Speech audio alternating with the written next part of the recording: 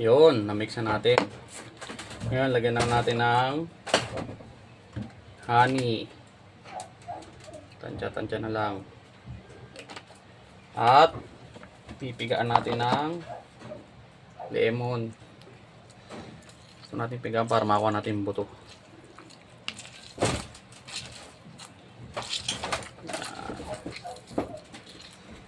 Power pack to, power pack.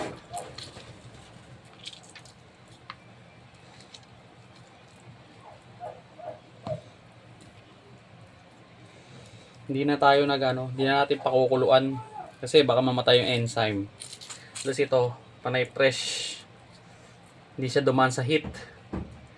Ano lang siya, puro siya piga lang, taka blender lang. Hindi siya dumaan sa heat.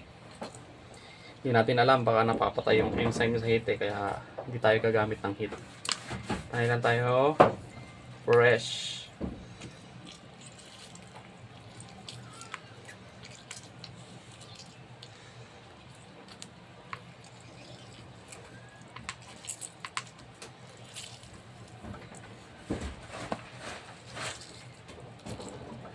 Yun.